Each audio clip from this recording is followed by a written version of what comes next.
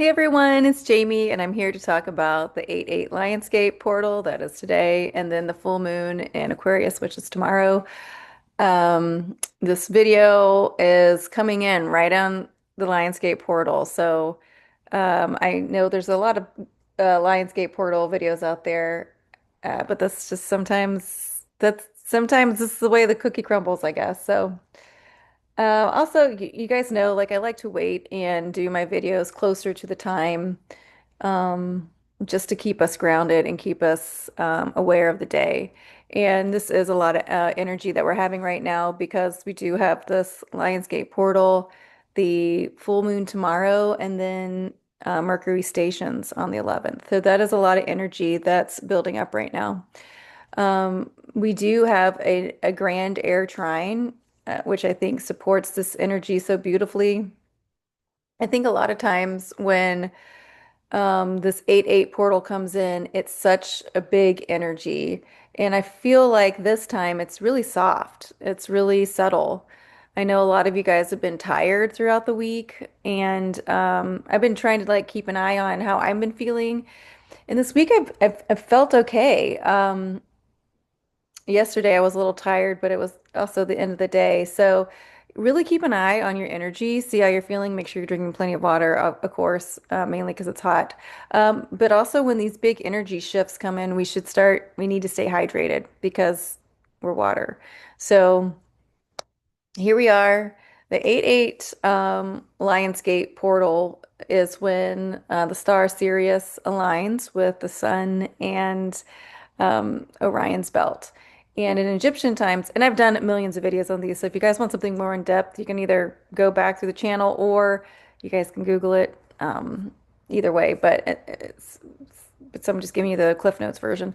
Um, and so at this time when they align, and now we know that they align with also the pyramids in Giza and the Sphinx. But this is when the Egyptians knew that it was time for the Nile to start flooding. And then the Romans realized that when the star Sirius, which is the brightest star in our solar system behind the sun, obviously the sun's our brightest star, um, when it would align with the sun, it was a lot harder, and the star Sirius is known as the dog star, so that's how we get the name Dog Days of Summer. So there's some trivia for you when you're at the bar. Uh, Hope you guys can win your free tab. But this is a time of alignment. This is a time of allowing things to come in. This is a time, especially now, of more of an awakening, because we are in all these different energies. And so when we would go through these portals, this Lionsgate portal, I think starts on the 26th of June. June, the 26th of July, and then ends August 12th. I do know that. Um, and so we have this time to work with. But because we are now in this age of Aquarius, we are now with Pluto in Aquarius. We have Uranus at zero, or no, actually at 1 degrees now of Gemini. Right now, we have Mars at 0 to 1 degrees of Libra. Now, of course, Mars is going to keep moving because Mars moves faster than Uranus um, and Pluto. But we have this grand air trine now, bringing in all this air energy. And the fire air axes is what's being ignited now. You know, for a very long time, we were in that water earth um, axes, and now we're in this fire air axes. And this is a whole new feeling. This is a whole new change of pace, even in the way that water flows, right? Is feels one way, in the way that air flows feels another way. The way that we work with earth feels with one way. The way we work with fire feels a different way. And while all four of them have to work together, um, and it's really subtle. Even when you learn about astrology and the different signs, The subtleness between each of the signs is what makes the big difference. You know, when the people say God is in the details or the devil's in the details, it is those details that make the big difference. Um, and so here we are in yet another Lion's Gate, another portal. But the difference is it's coming in on in this age of Aquarius, it's coming in this grand air trine. Um, so you know, trine is like this. And we have, like I was saying, the grand air trine is Mars at 0 or 1 degrees. It was at 0 degrees this morning. I'm not sure where he is now. In Libra, and that 0 degree point is that karmic turning point. We have Uranus at 1 degrees of Gemini. So he was sitting at 0 degrees for a minute. And then we have the moon, who, when I was looking at this, is around 7, 8 degrees of Aquarius. But we have the Pluto that's at 2 degrees of Aquarius. So we have this grand air trine bringing in to me what is also being highlighted on the full moon tomorrow, which is new ways of thinking, new ways of feeling. The fact that, you know, we cannot ignore the fact that Mars is in Libra. Libra wants this balance, Libra wants justice. And Mars has undergone that transformation, right? From that just unaccountable warrior who just fights to fight, right? Aries, he rules Aries. He's undergone this transformation to be this spiritual warrior. Aries is a spiritual warrior. Mars has a conscious. Um, Mars understands now that there are consequences. And so now he is in this sign of Libra. Libra wants balance. So it's going to be really interesting how these things play out in the next couple weeks, I would say, especially with this idea of the old structures of patriarchy and how they're being shown to us through the administration here in America. And, you know, old Mars would be like, oh, you're not playing by my rules, fine, then I'll rewrite the rules. Or old Mars would be like, fine, you don't want to do it that way, then we'll just do it this way. Or, you know, old Mars would just knock all the pieces off the playing and just wouldn't want to play anymore, fine, because he couldn't get his way. And now here we are. We have this updated Mars, and now he's in the sign of Libra. He's got to bring in this balance. He's got to learn what justice looks like now, right? In the sign, or in this time of revolution, where Pluto is in Aquarius. Um, that sun is in Leo, right? And that higher Leo is the heart space, right? Um, Aquarius, which is fixed air, Leo fixed fire, Aquarius fixed air, right? Is thought, right? The way that we imagine. And it's asking us to reimagine things through the heart, right? Leo and Aquarius want to work together. They're opposites, right? We want that perfect tension of opposites. You know, like I always say, when the wind is blowing and the sail and the strings are tight, right? That's when you can move. So we want that good tension of opposites here to move us forward. And it is this idea to me of the imagination and being inspired, being in balance. And because the idea too is that um, Aquarius is seen as a masculine sign because linear thought and thinking is seen as a masculine energy. And you know, creation, like water signs, earth signs, that idea of creation and flow is seen as feminine energy. But what I keep noticing is that all the icons, you know, Aquarius is the water bearer, right? It's a woman who is the glyph, and then Leo rules the heart, right? And so even though that fire energy is that masculine movement, it's still saying we have to come from the heart. The idea that we use our minds and our imaginations, it still has to have some form of creation to get us there. And that comes from that feminine energy. So it is this rebalancing of these masculine and feminine energies. Um, the full moon that's coming in tomorrow on the 9th, it is all about relearning this way that we move, the way that we speak, right? Even with communication, air signs are known to be great communicators in theory, okay? We are all still individuals, right? But in theory. And we have Uranus there. And so Uranus at that 1 degree, right? We've got to see how we talk to ourselves that keep us trapped in those ego stories that want to be let go. The full moons illuminate. And what it's illuminating is this idea of the old ego that doesn't really understand and fit in this new energetic energy of Aquarius, right? And we can see what that old ego looks like because we can look at our president and see what that looks like. Um, or any old patriarchal structure that just doesn't fit in this new time of being. This this time of community, right? This time of the individual understanding that we all do have free will and that we can, accentuate the authentic and we can still live together in communities. We have to remember that Aquarius used to be ruled by Saturn, and Saturn does rule boundaries, right? It's okay to have boundaries. It's okay. It's okay to know what your boundaries are. It's okay to know what others' boundaries are, and it's okay to respect those, right? And we have to remember right now, too, Saturn is retrograde in Aries, right? Who's ruled by Mars.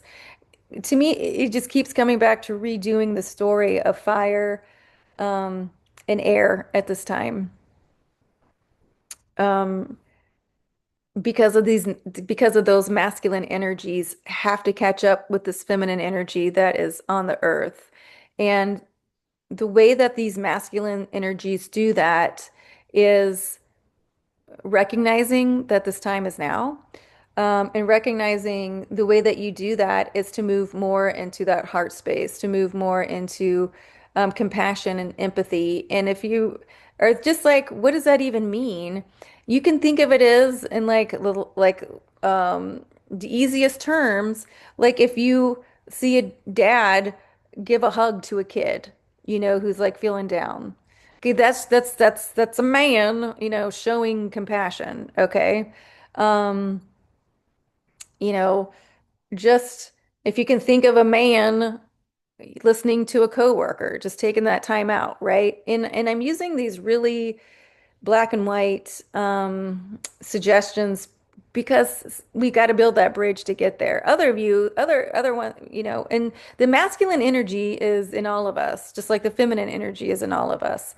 Um, but I've got to build that bridge to get us there, to get us into that heart space, because the idea of that can be so far-fetched, just like so far-fetched. Another thing you could think of is like when you're singing like a happy love song, okay? Uh, that gets you into your heart space. When you're playing with your dog or your cat or your animal, that gets you in that heart space. And the idea of being in that heart space is that the energy kind of moves out of the headspace, right? And you can feel with the heart. And it's getting easier to talk about this because I've been trying to talk about this for years, and it's hard at the beginning, trust me, because it was even hard for me to grasp this concept, but it keeps getting easier because the energy's not going anywhere. This idea of being in the heart space isn't going anywhere. This idea of getting out of this complete linear thought isn't going anywhere. It doesn't mean that I mean, we can't get rid of critical thinking. That's really important. But the way you start thinking more critically is because you can feel it in your heart, like, oh, something's a little up. This doesn't feel right. Um, we can do better than this. The imagination needs to grow. It needs to get bigger. Pluto, who rules Scorpio, right, which is water, fixed water. Pluto and Aquarius only at 2 degrees. Pluto's at 2 degrees, Uranus and Gemini is at 1 degrees, Mars is at 1 to 2 degrees of Libra. This is all that young, unjaded energy. This is like when I think of the zodiac and that 1 to 10, right? That page energy. All the pages are unjaded. Pages are like, I can do this in the tarot, right? Like, I got this. I love this. I think about this differently. And honestly, the page of swords, which is air, is always most rose is always I should have pulled it, but is always looking over their shoulder, right? Because it's this idea of communicating differently about the past or communicating differently about the past to get to the future. In one of the ways that I describe Aquarius, it is this new ideas for old problems, new ideas for old or new solutions for old problems, right? Because the power of Aquarius is that it is ruled by Uranus, who's in Gemini. Um, and Uranus is the cosmos. And so it's this idea of like, oh, I can get inspiration from the cosmos, right? Oh, so what's coming in? Um, that's an infinite amount of energy, right? That's an infinite amount of information. And we forgot that we can access that. And it's not through AI, it's not through Google. It is us sitting with ourselves, getting into that heart space, remembering what it's like to love ourselves. Because remember, Aquarius is the individual first and then the community. Um, Remembering what it is to take care of ourselves, to speak kindly to ourselves, right? Uranus and Gemini. Gemini is communication, so we've got to communicate differently to ourselves. Again, that Mars and Libra. How do we move when we've got to be more in balance? Okay, we've got to make those decisions to keep us more in balance. Justice.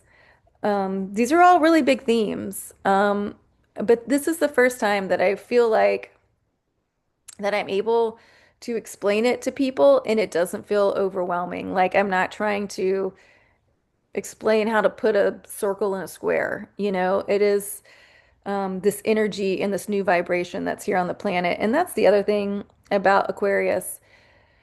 She is the water bearer. And, she's holding that capsule and the inner water's coming out, but it's energy. It's not exactly water. And one of the reasons, and I don't know this for fact, this is just me thinking about it because I'm an Aquarius, so I'm always thinking.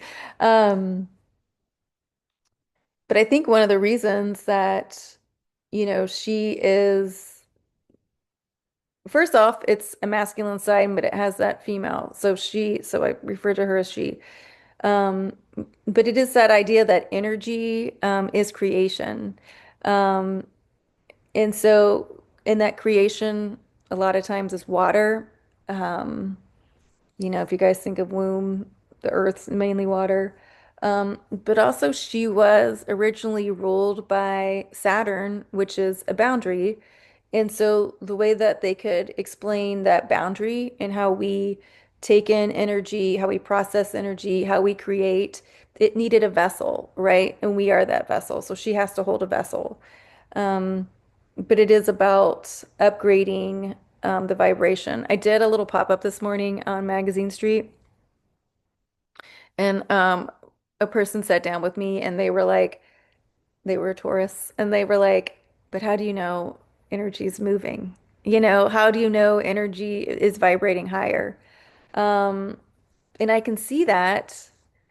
First and foremost, I can feel it in myself. I can see it in many different things. But just the kindness, and it's not every day, but on the majority, just the kindness that people are showing other people now, um, in the real world, in the public. And a lot of it has to do, I mean, a lot of it has to do, I'm in my car a lot. People let people in, a lot of times this doesn't happen. But it's those small things. People opening the door, people saying no after you. Um, just being kinder, people smiling at people. I see that more. And I do live in the South, and that is kind of a Southern thing, but I'm in New Orleans, and that's not always the case here. So there is this kindness and this gentleness that is coming in on the planet. And I was just talking to my friend Edwin. I was giving him a ride, and I said, "Well, how do you?" And he works in the restaurant industry. He's a manager, and I said, "Well, how do you feel about fall?" And he's like, I'm optimistic. He was saying like all the concerts that are coming into town. And I said, it's so interesting you say that, Edwin, because I feel strangely optimistic about fall too. And even though if you look at the politics and things like that, there's really no reason to be optimistic, quite honestly. But the feeling of change is here, and that is what's happening. Oh yeah, there's the, oh yeah. Okay, one more. That one was kind of, yeah, that one didn't come flying out like the other two. Yeah. That feeling of change is here. Okay, we pulled three cards. And allow this full moon to illuminate where you need to think differently. You know, it's that same egotistical story that's keeping you in the same place. I can't do that because I'm the middle child. I can't do that because I'm blah, blah, blah. I can't do that because, well, I think that's what's keeping you stuck. That is what you need to realize. And the way that you move forward and through that is just realizing that and realizing that, wait a minute, we're in the age of Aquarius. Aquarius is unlimited possibilities. So, how do I start bringing in a new possibility, a new timeline, a new storyline that fits me, and where I am now and where I want to go? Okay, so we pulled three cards. We pulled the Queen of Wands, the Moon, and the Hanged Man, which is perfect, right? We're in this full moon. The Queen of Wands, this is all about receiving. Remember, the queen energy is that feminine energy, and it's about receiving. Receive these messages, you guys, because when you start to pay attention and you receive the messages, that means you're letting go of the old messages. Again, the ego story. The Queen of Wands always has this little black cat with her because she can't be embarrassed. She knows who she is. She knows, I don't care if I do this, right? Because she doesn't really have that lower ego that gets her caught in not being able to do things. And that's what we need to do. I can't stress this enough about this ego death. We talked about that a little bit earlier. And I got the Santa Morta cards because I said I'll start pulling them. The deck that I got is a little too small, so I ordered a big deck. So I'm just waiting for it to come in and we'll start revving that up. But this Queen of Wands energy, right? The Queen of Wands knows who she is, right? She lights up a room, all right? She holds that homage of the sunflower. She holds the sunflower for the homage to the King of Wands, right? Because she understands that um, they've got to have that balance in the masculine and feminine. And look here, guys, look what's in the background. I never noticed this till right now. It looks like the pyramids, right? So she's saying we're here. We're here for the Lion's Gate, right? The lions. Um, lions up here too, right? Bravery, courage, strength. The number eight, right? She understands that the strength is in the soothing, right? In the calming, in the compassion, right? That eight in the tarot, that strength card, it comes in because she's soothing the lion. The Queen of Wands understands the importance of those feminine qualities that we all have, right? Um, and this is coming through in that quality of letting go, that idea you can't do that because fill in the blank. Let that go. We're in a great time of release. The full moon releases also bring things in, right? It's the same. Let that go. Here we have the moon, our intuition, Pluto, right? What is it that we need to let go of? What is the first thing that comes to your mind? I gotta let go of that. I gotta let go of the idea that I can't lift weights. I gotta let go of the idea I can't eat healthy. I gotta let go of the idea that um, I don't know, my hair's thinning. You know what I mean? Like, there's a bunch of things that we need to let go of because even the littlest thing that we might not think it is keeping us trapped in that ego. And we got to get that ego death. Hanged man, right? The new possibilities, seeing things differently. And I have to tell you, like, the idea of seeing yourself differently can be challenging, right?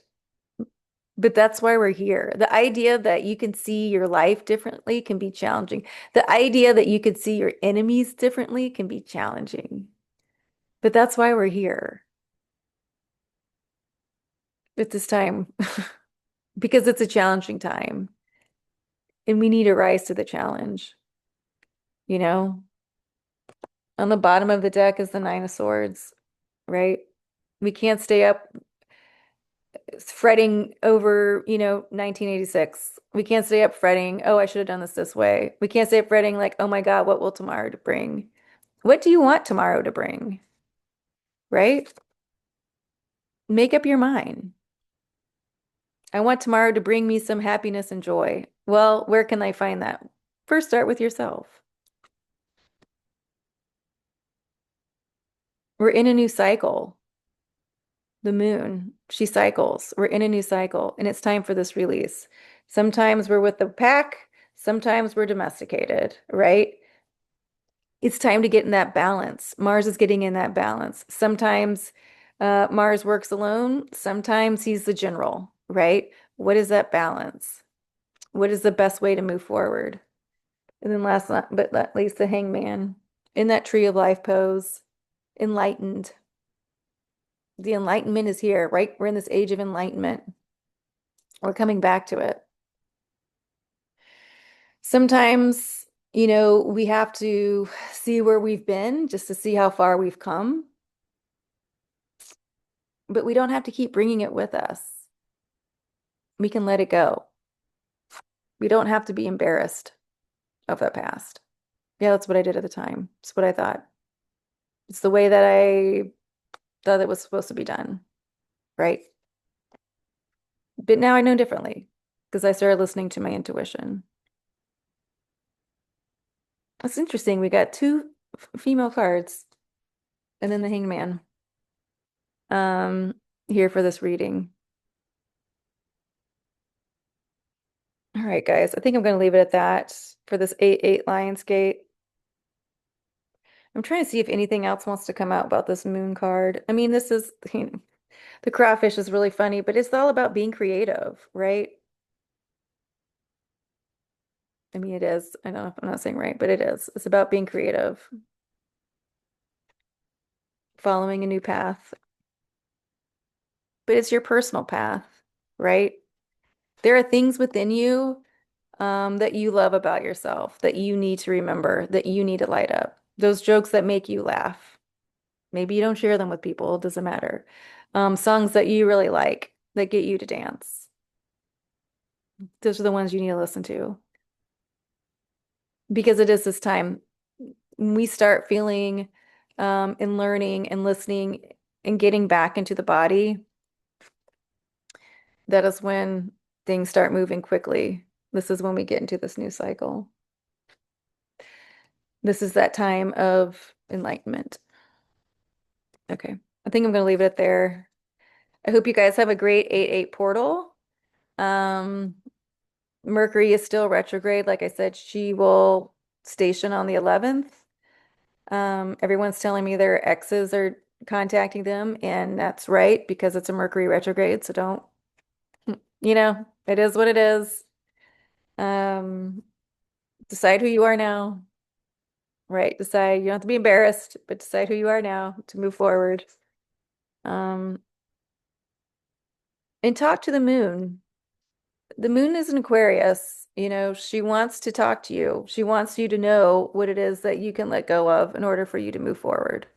It doesn't have to be so mysterious or hard. It's like just taking that time, like this guy's taking time to be in meditation to get enlightened. Take that time. Look at her, just ask her a couple questions. You'll be surprised how quickly she answers. Okay, I'm gonna leave it at that. All right, for sure, this time. All right, guys. If you're in town, I will be doing a pop-up next week at the Secret Shop Flower Spot. Look at these beautiful flowers. I got those today. These beautiful colors. I think it's so pretty for summer. We're at the end of summer. This beautiful marigold. They smell great. If you guys can get some flowers and put them in your house, they smell great. If you have any questions, just reach out below and till next time.